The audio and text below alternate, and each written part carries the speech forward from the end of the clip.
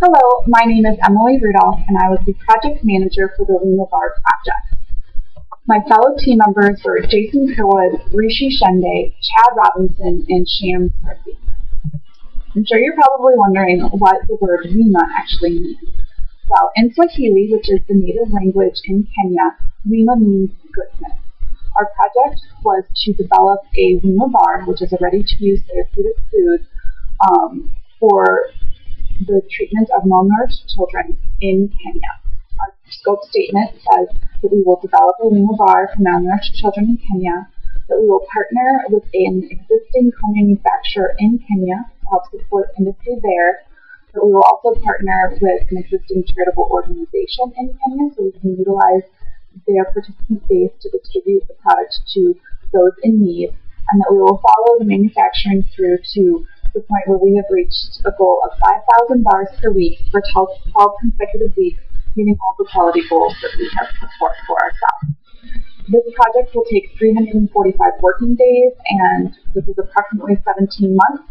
Some of the major project milestones that I wanted to touch on real fast is developing of the Lima bar formulation, and then having that formulation approved as a ready-to-use therapeutic food, and partnering with the raw material suppliers, partnering with the co-manufacturer, and partnering with the existing charities in Kenya.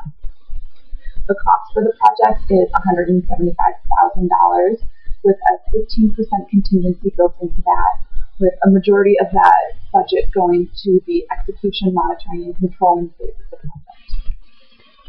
So now that I've kind of done an overview of the project, I wanted to go into one portion of managing the project that I learned a lot from, and share with you some of my insights from it.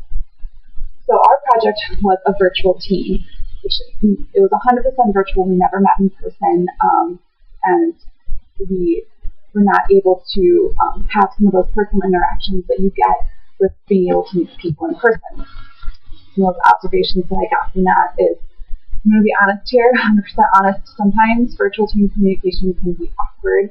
When you've never met someone in person, it can be hard to have phone conversations that are very natural, as well as there's no body language or body cues that you can take from one another to be able to see if someone's going to talk or if someone's agreeing with you or any of these things.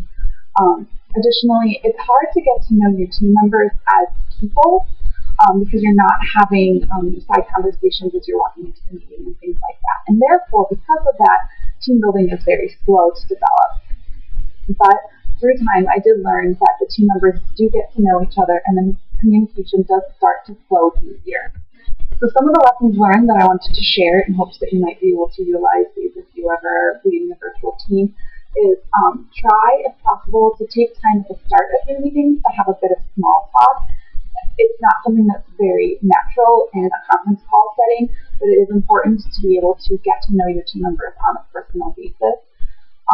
Additionally to that, in order to encourage participation from all team members, I noticed that I had to pause longer than felt normal.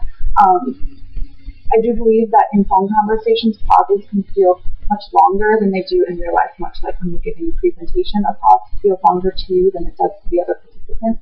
So don't jump in to speak too fast.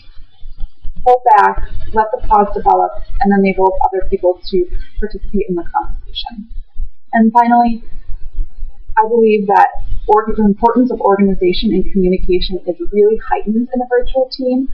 So do your diligence as the team leader to develop and distribute an agenda prior to the meeting, compile meeting notes, and distribute them as soon after the meeting as possible, and really clearly state any action items that were developed in the meeting along with the persons responsible. So thank you. Those are my observations on virtual team. Thank you very much for listening to me, and now Jason will take over.